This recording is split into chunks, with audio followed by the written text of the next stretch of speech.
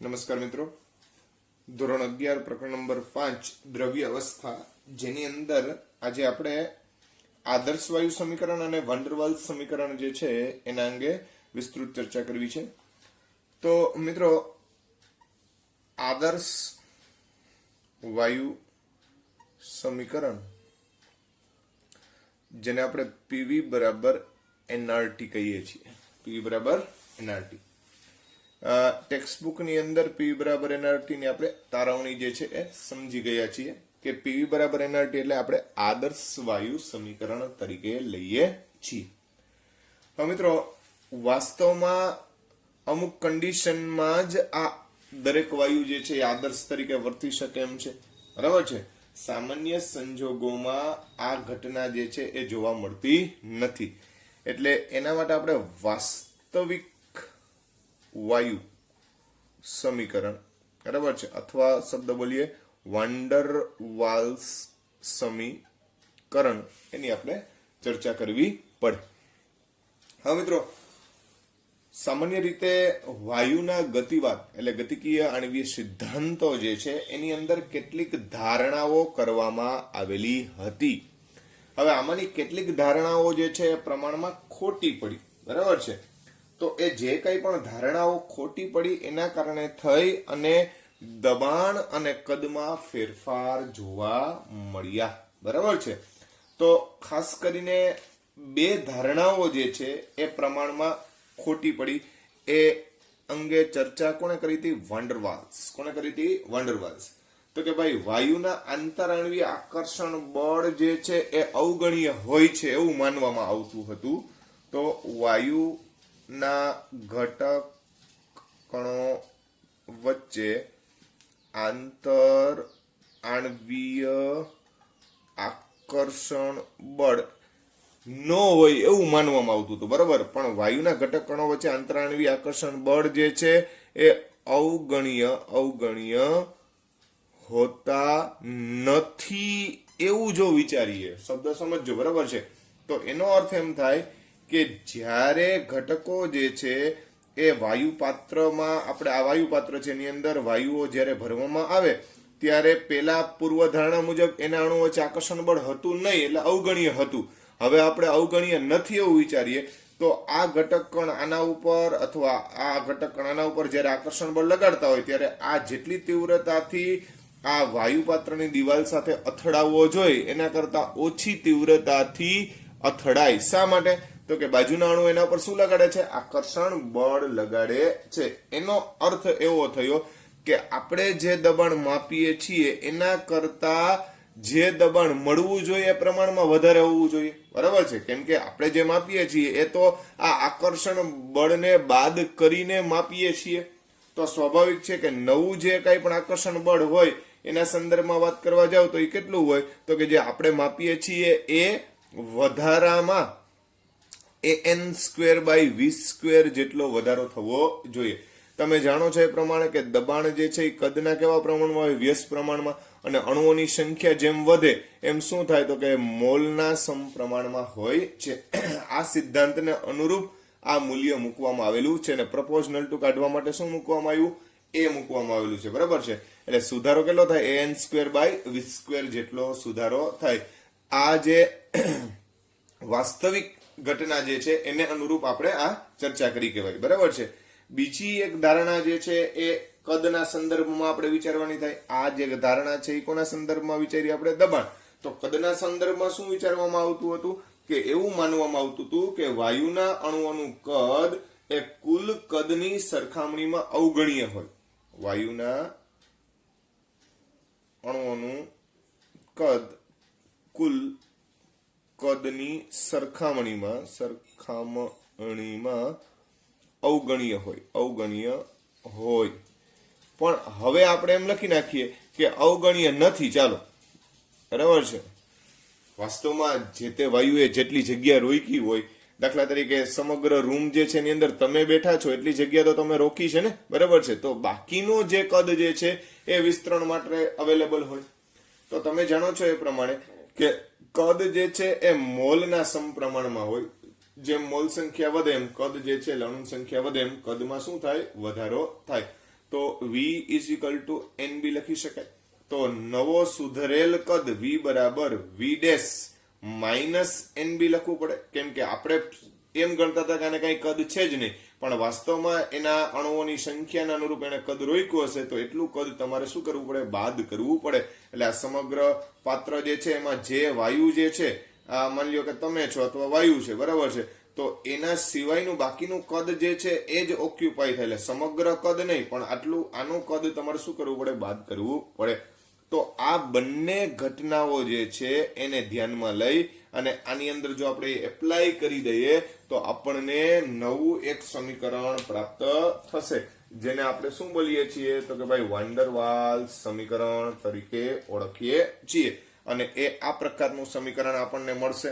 શું મળશે મિત્રો, તો કે ભાઈ p બરાબર nRT હતું, એની જગ્યાએ હવે આપણે થોડોક ફેરફાર કરી નાખ્યો. શું ફેરફાર કર્યો, તો કે p ની જગ્યાએ શું લખીએ છીએ, p plus an square by v square, અને v ની જગ્યાએ v minus nb is equal to nRT. આ સમીકરણ જે છે એને કેવું સમીકરણ કહેવામાં આવે, તો કે ભાઈ વાન ડર વાલ્સ સમીકરણ કહેવામાં આવે છે. વાન ડર વાલ્સ સમીકરણ કહેવાય, અથવા વાસ્તવિક વાયુ સમીકરણ એના તરીકે પણ એને આપણે ઓળખીએ છીએ. હવે મિત્રો અહીંયા ખાસ ધ્યાનમાં રાખજો, અહીંયા a અને b બંને વાન ડર વાલ્સ અચળાંક છે. ખાસ ધ્યાનમાં રાખજો, બરાબર છે. a અને b બંને કેવા છે, વાન ડર વાલ્સ અચળાંક છે, જે વાયુના સ્વભાવ ઉપર આધાર રાખે. બંને વાયુના સ્વભાવ પર આધાર રાખે છે. આ પર્ટિક્યુલરલી આપણે એ અચળાંક જે છે, એટલે વાન ડર વાલ્સ અચળાંક એ ની વાત કરીએ. વાન ડર વાલ્સ અચળાંક એ, બરાબર છે. તો આ વાન ડર વાલ્સ અચળાંક એ જે છે એ શું છે, તો તમે જાણો છો એ પ્રમાણે કે અણુઓ વચ્ચે ઉદ્ભવતા આકર્ષણ બળના કારણે એનો ઉદ્ભવ થયો છે, બરાબર છે. તો એવું કહી શકીએ કે એનો આધાર વાયુના આકર્ષણ બળ પર રહેલ છે. એનો સમગ્ર આધાર કેના ઉપર છે, વાયુના આકર્ષણ બળ ઉપર રહેલો છે. એટલે ખાસ ધ્યાનમાં રાખજો, જો આકર્ષણ બળ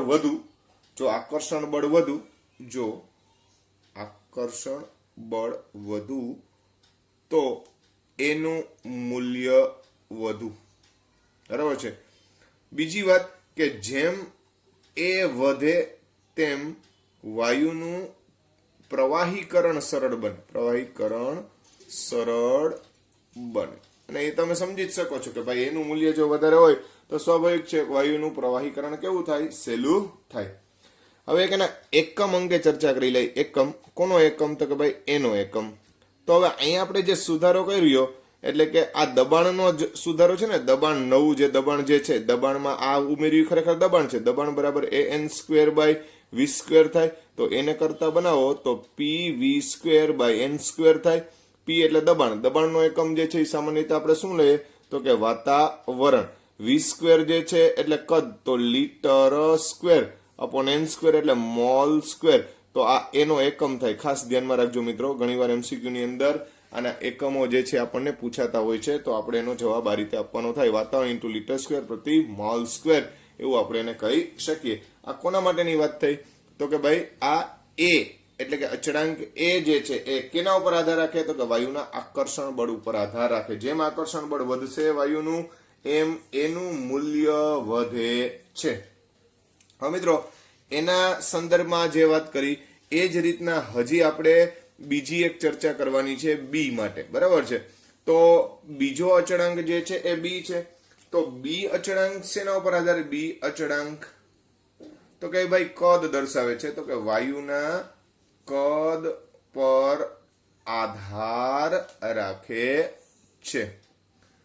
જેમ વાયુનું કદ વધે તેમ બીનું મૂલ્ય વધે, બરાબર છે. કેમ કે કદ ઉપર આધારિત હોય તો સ્વાભાવિક વસ્તુ છે કે જેમ બી નું કદ વધશે, વાયુનું કદ વધશે, એમ બી નું મૂલ્ય પણ શું થશે, વધશે. તો આ વસ્તુ ખાસ ધ્યાનમાં રાખજો. એટલે બી જે છે એ કોની સાથે સંકળાયેલો ઘટક છે? તો કે કદ સાથે સંકળાયેલો ઘટક છે. વી બરાબર આપણે એન બી લખતા હતા કે નહીં? તો બી બરાબર વી બાય એન થાય. તો આનો એકમ લખવો હોય તો વી એટલે લીટર પ્રતિ મોલ. આ એનો એકમ થઈ જાય. કોનો એકમ થઈ જાય? બી માટેનો એકમ. તો આ રીતે ટૂંકમાં ધ્યાનમાં રાખજો. બીજી વાત કે ભાઈ એનું મૂલ્ય જે છે ને, એનું મૂલ્ય એ આપણને 10⁻1 થી 10⁻2 ની રેન્જમાં મળે. 10⁻1 થી 10⁻2 એટલે બહુ મોટા મૂલ્ય ન હોય, બરાબર છે. જ્યારે બી નું મૂલ્ય 10⁻2 થી બી નું મૂલ્ય આપણને 10⁻2 થી 10⁻4 બરાબર છે એના મૂલ્ય જે છે એમાં જોવા મળે. હા, પછી અહીંયા એકમ દરેકના લખવાના. આનો એકમ જે છે તો અહીંયા શું લખીએ આપણે? લીટર પ્રતિ મોલ લખીએ છીએ. એમ ઓમાં શું લખતા હતા આપણે? તો કે ભાઈ વાતાવરણ ઇન્ટુ લીટર સ્ક્વેર પ્રતિ શું લખતા હતા આપણે? મોલ સ્ક્વેર, બરાબર છે. તો આ રેન્જમાં તમને એ ને બી નું મૂલ્ય જે છે એ પ્રાપ્ત થતું હોય છે. સામાન્ય રીતે વાત છે, બરાબર છે. તો આ વાત થઈ વાયુના જુદા જુદા અચળાંકો જે છે એ અને બી અચળાંકો, એના આધારે આપણે આ ઘટના સમજાવી શકીએ. હવે મિત્રો, બહુ ઊંચું તાપમાન રાખવામાં આવે અથવા ખૂબ નીચું દબાણ રાખવામાં આવે તો એવા સંજોગોમાં આ આકર્ષણ બળો જે છે એ અને કદ જે છે એને અવગણી શકાય. એટલે વાયુ જે છે આદર્શ વર્તણૂક ધરાવે એવું આપણે જાણીએ છીએ, બરાબર છે. ફરીથી બોલું છું, ખૂબ જ ઊંચા તાપમાને અને નીચા દબાણે, શબ્દ સમજો બરાબર છે, વાયુ આદર્શ વર્તણૂક ધરાવે, બરાબર છે. આ ખાસ ધ્યાનમાં રાખજો, ઊંચા તાપમાને અને નીચા દબાણે. ઘણીવાર દબાણના સંદર્ભમાં આપણને જુદી જુદી ઇફેક્ટ જે છે એ અહીંયા જોવા મળતી હોય. તો આપણે અહીંયા બે ત્રણ એના વિકલ્પ જે છે એને જરાક ધ્યાનમાં લઈ લઈએ, બરાબર છે. તો આપણે કીધું કે જેમ દબાણ નીચું હોય એટલે ખૂબ અતિ નીચું દબાણ લઈએ તો વાયુ આદર્શ વર્તણૂક ધરાવે. એ આપણે આ સૂત્ર જે છે એની મદદથી સમજવાનો પ્રયત્ન કરીએ. તો મિત્રો, તમે જાણો છો એ પ્રમાણે કે અતિશય નીચા દબાણે આપણે વિકલ્પ લઈએ. અતિશય નીચા દબાણે માની લો કે ખૂબ નીચું દબાણ રાખ્યું છે, બરાબર છે. તો આપણો P plus AN square by V square અને V માઇનસ NB બરાબર NRT આ આપણું સમીકરણ છે, બરાબર છે. હવે તમે જાણો છો કે બહુ અતિશય નીચું દબાણ હોય તો એવા સંજોગોમાં અણુ જે છે એ એકબીજાને નજીક આવે નહીં. એટલે આકર્ષણ બળ પ્રમાણમાં એટલું બધું હોય નહીં અને કદમાં પણ તફાવત જે છે જોવા મળે નહીં. એટલે આ બંને મૂલ્ય અવગણી શકાય, બરાબર છે. તો P ઇન્ટુ V બરાબર NRT થાય. બંનેને NRT વડે ભાગી નાખીએ, NRT વડે ભાગી નાખીએ તો PV બાય NRT ને Z કહેવાય, જે દબનીય અવયવ એવો શબ્દ આપણે બોલીએ છીએ, બરાબર છે. અને NRT બાય NRT એટલે 1 થાય. તો અહીંયા Z બરાબર 1 મૂલ્ય આવે. એટલે આ છે ને Z બરાબર 1 કન્ડિશન માટે થઈને અતિશય નીચા દબાણે આ ઘટના આપણે સમજાવી શકીએ. ખ્યાલ આવે છે મિત્રો? તો આ ખાસ ધ્યાનમાં રાખજો. ઘણીવાર આ રીતે MCQ ની અંદર આપણને આવા વિકલ્પો પણ પૂછી શકે. હવે ત્યારબાદની ઘટના જોઈએ તો મધ્યમ દબાણે એટલે કે પ્રમાણમાં નીચા દબાણે, અતિશય નહીં પણ પ્રમાણમાં નીચા દબાણે જોવા જઈએ તો બીજી જે કન્ડિશન જે છે એના માટે વાત કરવા જઈએ તો અતિશય નીચા નહીં પણ શબ્દ બોલીએ મધ્યમ દબાણે, અથવા એના માટે શબ્દ ખાલી બોલીએ નીચા દબાણે, અતિશય નહીં, બરાબર છે. અને ત્રીજી કન્ડિશન જે છે એ આપણે રાખશું કે અતિશય ઊંચા દબાણે, અતિશય ઊંચા દબાણે, બરાબર છે. એટલે પેલું અતિશય નીચા, પછી નીચા અને પછી ખૂબ ઊંચા, એટલે તમને કમ્પેરિઝન ઈઝી પડે એના માટે થઈને. તો મિત્રો, આમાં તમે જાણો છો એ પ્રમાણે કે P plus AN square by V square V minus VB V minus NB બરાબર NRT. હવે ભાઈ અહીંયા આપણે દબાણ કેવું રાખ્યું છે? પ્રમાણમાં નીચું રાખ્યું છે, બરાબર છે. તો આ દબાણ પ્રમાણમાં નીચું હોવાના કારણે આકર્ષણ બળોના મૂલ્યને આપણે અવગણી ન શકીએ, પણ પ્રમાણમાં કદના મૂલ્યને શું કરી નાખવાનું? અવગણી નાખવાનું, બરાબર છે. આ ખાસ ધ્યાનમાં રાખવાનું. તો હવે આ v વડે આ બેને ગુણો તો p ઇન્ટુ v વત્તા an square v by v square, તો એક v કેન્સલ કરી નાખશું, બરાબર છે, આ એક v અને આ એક v કેન્સલ કરી નાખશું, nrt જે છે એને, બરાબર છે. હવે બધાને nrt વડે ભાગી નાખો તો pv અપોન nrt લખી નાખીએ, વત્તા an સ્ક્વેર v કેન્સલ છે અપોન vnrt, તો તમે મિત્રો અહીંયા એક n ને પણ શું કરી શકો, ડિલીટ કરી શકો, બરાબર, nrt બાય nrt એટલે એક લખી નાખું છું. હવે pv બાય nrt ને આપણે z કહી દઈએ, આને આપણે z કહી દઈએ, તો આનું મૂલ્ય થાય 1 માઇનસ આને ઓલી બાજુ જવા દો તો an અપોન vrt. આ જે છે એ કઈ કન્ડિશન માટે થઈને આવ્યું, તો કે પ્રમાણમાં શું હોય, મધ્યમ દબાણ હોય તો, બરાબર છે. તો ભાઈ અહીંયા આપણે એમ કહી શકીએ કે z નું મૂલ્ય જે છે એ 1 કરતા ઓછું મળશે, એટલે આ વિકલ્પ છે ને z લેસ ધેન 1 ના સંદર્ભમાં કહેવાય. કોના સંદર્ભમાં કહેવાય, z લેસ ધેન 1. પણ જો અતિશય ઊંચું દબાણ હોય તો મિત્રો આ જે દબાણ જે છે એ અતિશય ઊંચું મૂલ્ય હોવાના કારણે થઈ અને તમે શું કરી શકો, તો કે આને જે છે આની સાપેક્ષમાં આ ખૂબ નહીવત છે, એટલે આને તમે શું કરી શકો, અવગણી શકો, કેમ કે દબાણ ઓલરેડી ઊંચું જ છે, બરાબર છે. તો આ હવે આ સીધું જ લખું છું p, આને અવગણી નાખો આપણે તો an સ્ક્વેર v સ્ક્વેર, તમને કન્ડિશન સમજાય એટલે ફરીથી લખું છું, nb બરાબર nrt, એમાં આને આપણે શું કરી નાખો, અવગણી નાખો, તો p ઇન્ટુ v એટલે pv માઇનસ p nb, આ p વડે આને ગુણી નાખો, બરાબર છે, બરાબર nrt વડે બધાને ભાગો, nrt અને nrt, આ તો એક થઈ જશે, આ pv બાય nrt ને આપણે z કહી દઈએ, આના n કેન્સલ કરી નાખીએ, બરાબર છે, આના બરાબર 1 લખી નાખીએ, તો આના બરાબર 1, આને ઓલી બાજુ જવા દો તો પ્લસ pb બાય rt, તો આ ખાસ ધ્યાનમાં રાખજો, બરાબર છે. અહીંયા z બરાબર 1 પ્લસ pb બાય rt, જે કોનું મૂલ્ય થયું, તો કે ભાઈ અતિશય ઊંચા દબાણે. હવે અહીંયા z 1 plus pb by rt છે એટલે z ગ્રેટર ધેન 1 થયો. શું થયો, z ગ્રેટર ધેન 1. તો ભાઈ આ ત્રણે કન્ડિશન જે છે એ આપણને કામ લાગે એટલે ખાસ ધ્યાનમાં રાખજો, આવી રીતે MCQ આપણને પૂછી શકે. તો મિત્રો આ વંડરવાલ્સના સંદર્ભમાં a b અને એની ચર્ચા ઉપરાંત વધારામાં જે કંઈ પણ દબાણના સંદર્ભમાં જે ફેરફાર જે છે એને આપણે આ ધ્યાનમાં લીધેલા છે. હવે ત્યાર પછીની જો ચર્ચા કરવા જઈએ તો એક સાથે સાથે અહીંયા ક્રાંતિક તાપમાન, ક્રાંતિક દબાણ અને ક્રાંતિક કદ જે છે એના જે મૂલ્ય જે છે એ ખાસ આપણે ધ્યાનમાં લેવા જેવા છે. મિત્રો તમારે અત્યારે એ તૈયાર કરવાના છે, તમારે ફિઝિક્સની અંદર લગભગ એની તારવણી આવે છે, તો ત્યાં તમને વધારે ડિટેલ પૂર્વક માહિતી મળશે.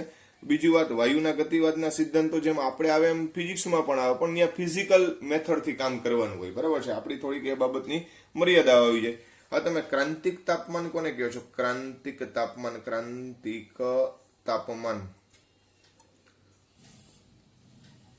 જેને આપણે ટીસી કહીએ છીએ, ક્રાંતિક તાપમાન, બરાબર છે, ક્રિટિકલ ટેમ્પરેચર.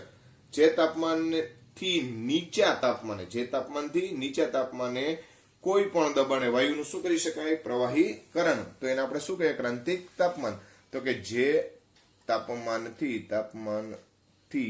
નીચા તાપમાને વાયુનું કોઈ પણ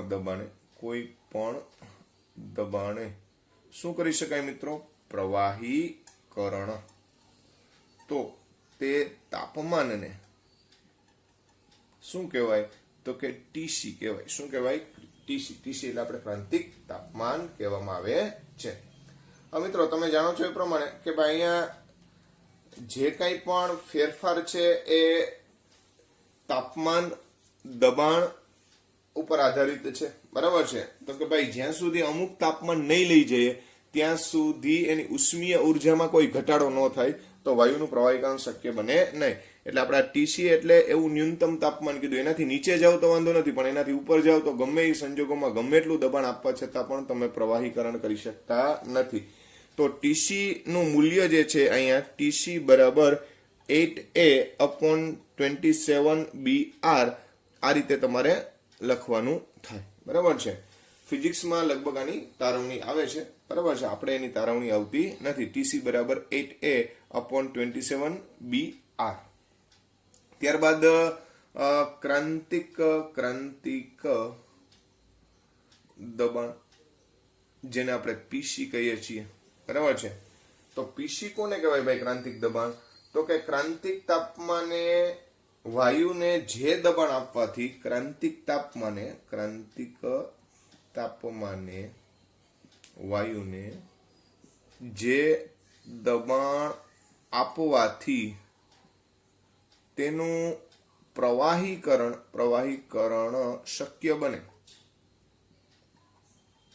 તે દબાણને શું કહેવાય? પીસી કહેવાય, બરાબર છે. એ દબાણને આપણે શું કહીએ છીએ? પીસી કહીએ. કે એવું દબાણ કે જે દબાણે ટૂંકમાં શું શક્ય બનતું હોય? તો કે એવા દબાણે વાયુનું પ્રવાહીકરણ શક્ય બનતું હોય તો એને શું કહેવાય? પીસી કહેવાય. શું કહેવાય? પીસી. અને પીસી બરાબર શું થાય?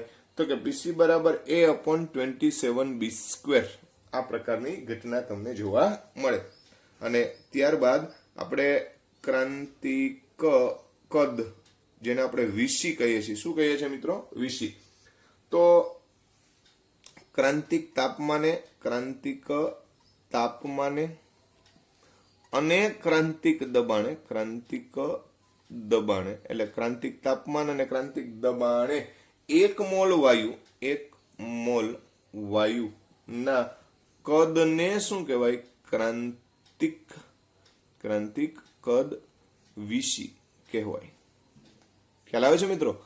તો ક્રાંતિક કદ જે છે એ કોને કહેવું? તો કે ભાઈ 1 મોલ વાયુના કદને ખરેખર ક્રાંતિક કદ કહેવાય, પણ ક્યારે? ક્રાંતિક તાપમાન અને ક્રાંતિક દબાણ જે છે એ જાણતા હોય ત્યારે. અને આ વીસી બરાબર 3b બહુ શોર્ટ સૂત્ર છે, બરાબર છે. તો મિત્રો આ એક સૂત્ર તમે ધ્યાનમાં રાખજો. ક્યારેક આના આધારિત MCQ પણ આપણને પૂછાતા હોય છે. તો આ જે છે એ સમગ્ર ઘટના જે છે એ આપણે કોને અનુરૂપ ચર્ચા કરી? તો કે ભાઈ આ પ્રકારની ઘટના જે છે એ સમગ્ર ઘટના આપણા વાયુના પ્રવાહીકરણના સંદર્ભમાં આપણે સમજાવી શકીએ, બરાબર છે. બીજી વાત કે જેમ વાયુમાં અચળાંક એ જે છે એનું મૂલ્ય જેમ વધશે, વાયુ અચળાંક એ એટલે વાન્ડરવાલ્સ અચળાંક, ખરેખર વાન્ડરવાલ્સ અચળાંક એનું મૂલ્ય વધુ તેમ વાયુનું પ્રવાહીકરણ સરળ રીતે થાય. આ ખાસ ધ્યાનમાં રાખવું. માની લો કે આપણે એક ઉદાહરણ લઈએ અને પછી કહીએ કે ભાઈ વાયુની પ્રવાહીકરણનો સરળતાનો ક્રમ જણાવો, બરાબર છે. દાખલા તરીકે CH4 છે તો એના માટે એનું મૂલ્ય છે એ 2.25 જેટલું છે. પછી N2 છે તો એના માટે એનું મૂલ્ય છે 1.39 જેટલું છે. અને H2O જે છે એના માટે એ બરાબર 5.46 છે, બરાબર છે. અને પછી આપણે કહેવામાં આવ્યું હોય કે વાયુના પ્રવાહીકરણના સરળતાનો ક્રમ જણાવો, બરાબર છે. તો તમે જાણો છો ભાઈ, જેનું એ સૌથી વધારે હોય ને એનું પ્રવાહીકરણ એકદમ સરળ પડે. તો સૌથી વધારે સરળ રીતે H2O પ્રવાહીકરણ પામે, બરાબર છે. ત્યારબાદ મિથેન આવે અને ત્યારબાદ કોણ આવે? ડાયનાઇટ્રોજન જે છે એ આવે, બરાબર છે. તો આ વસ્તુ ખાસ ધ્યાનમાં રાખજો. જેમ અચળાંક એનું મૂલ્ય પ્રમાણમાં નીચું એમ પ્રવાહીકરણ અઘરું, અને જેમ એનું મૂલ્ય જે છે એ વધુ તેમ પ્રવાહીકરણ કેવું થાય? સરળ થાય. તો આ જે કંઈ પણ ચર્ચા જે છે એ વાન્ડરવાલ્સ ઇક્વેશનને અનુરૂપ ચર્ચા થઈ કહેવાય. મિત્રો આપણે એક MCQ જોઈએ, જે NTA અભ્યાસામાં આ પ્રકારનો એક MCQ પૂછાયેલો હતો. બહુ સરસ મજાનો પ્રશ્ન છે, થોડોક ધ્યાનમાં રાખજો. અહીંયા હું એની MCQ જે છે એની રકમ લખું છું. આપણને ઘટાડેલ તાપમાન, દબાણ અને કદ જે છે એ આપી દેવામાં આવેલા છે. ઘટાડેલ તાપમાન જે છે એનું મૂલ્ય આપણને આપ્યું છે થીટા સ્વરૂપે. થીટા બરાબર T/Tc, આવું આપણે મૂલ્ય આપેલું છે. આ જ રીતના ઘટાડેલ દબાણ જે છે એનું મૂલ્ય આપણને આપ્યું છે થીટાની જગ્યાએ આપણને પાઈ સ્વરૂપ આપેલું છે પી બાય પીસી વડે એને દર્શાવેલું છે અને ઘટાડેલ કદ જેનું મૂલ્ય આપણે ફાઈ કીધું છે, આ થીટા છે, આ ફાઈ છે અને પાઈ છે, ફાઈ બરાબર વી બાય વીસી વડે એને દર્શાવેલું છે. આ રકમની અંદર ઓલરેડી આપી દેવામાં આવ્યું છે. તો 1 મોલ ઘટક માટે આ સુધારેલ સમીકરણ મેળવો. હવે પછી એને 4 વિકલ્પો જે છે એ પણ આપણે રજૂ કરેલા છે. 4 વિકલ્પો પૈકી એક વિકલ્પ આ રીતનો છે, pi by 3 plus 1/5 square 3 theta minus 1 is equal to 8/3 theta. બીજો એક વિકલ્પ જે છે એ આ રીતનો છે, pi by 3 plus 1/5 into 5 minus 1 is equal to 8/3 theta. બરાબર છે. પછી ત્રીજો એક વિકલ્પ જે છે એ આ રીતનો વિકલ્પ જે છે આપણે દર્શાવેલો છે, પાઈ બાય 4 પ્લસ 1/5 અને 3 theta minus 1 is equal to 8/3 5 આ રીતે લખેલો છે. અને ચોથો એક પણ નહીં. આ રીતના આપણે 4 વિકલ્પ જે છે એ આપી દેવામાં આવેલા છે. હવે મિત્રો આ 4 વિકલ્પો જે છે એમાં આપણે અહીંયા ઘટેલ તાપમાન, દબાણ અને કદ જે છે એના સંદર્ભમાં આપણને સમજૂતી આપણે મેળવવી પડશે પહેલા. તો તમે જાણો છો એ પ્રમાણે કે ભાઈ અહીંયા આપણે ટી, પી અને વી ને પેલા કરતા બનાવી દઈએ. તો ટી બરાબર ટીસી ઇન્ટુ થીટા લખી શકાય. આ ટી બરાબર ટીસી ઇન્ટુ થીટા, પી બરાબર પીસી ઇન્ટુ પાઈ અને વી બરાબર વીસી ઇન્ટુ 5 આવું લખી શકાય આ રીતે. બીજી વાત કે ટીસી નું મૂલ્ય તમે જાણો છો, ટીસી જે છે એનું મૂલ્ય 8a/27br. આ જે હમણાં આગલા ટોપિકમાં આપણે ચર્ચા કરી એ જ વાત છે. પીસી નું મૂલ્ય તમને ખબર છે, પીસી બરાબર શું થાય તો કે a/27b² અને વીસી એનું મૂલ્ય એકદમ સિમ્પલ મૂલ્ય હતું 3b, યાદ કરો. બરાબર છે.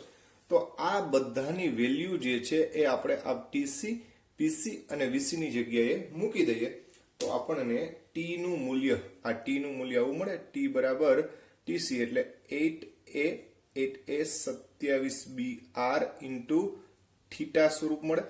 ત્યારબાદ પી જે છે પી એ કેટલું મળે તો કે a/27b² ઇન્ટુ પાઈ જેટલું મળે અને વી જે છે વી એ કેટલું મળે તો કે 3b ઇન્ટુ 5 જેટલું મળે. હવે આપણું વાન્ડરવાલ્સ સમીકરણ યાદ કરો. તો વાન્ડરવાલ્સમાં આપણે આવો સુધારો કર્યો હતો, p પ્લસ an²/v² અને v માઇનસ nb બરાબર nrt. n બરાબર 1 મોલ લઈ લઈ તો આ n જે છે કઈ લખવાની જરૂરિયાત રહેતી નથી. હવે આ p, v અને t એની કિંમતો જે છે ને એ આ પ્રમાણે મૂકી દઈએ આની અંદર. તો મિત્રો p જે છે એની જગ્યાએ કેટલા મૂકવાના છે?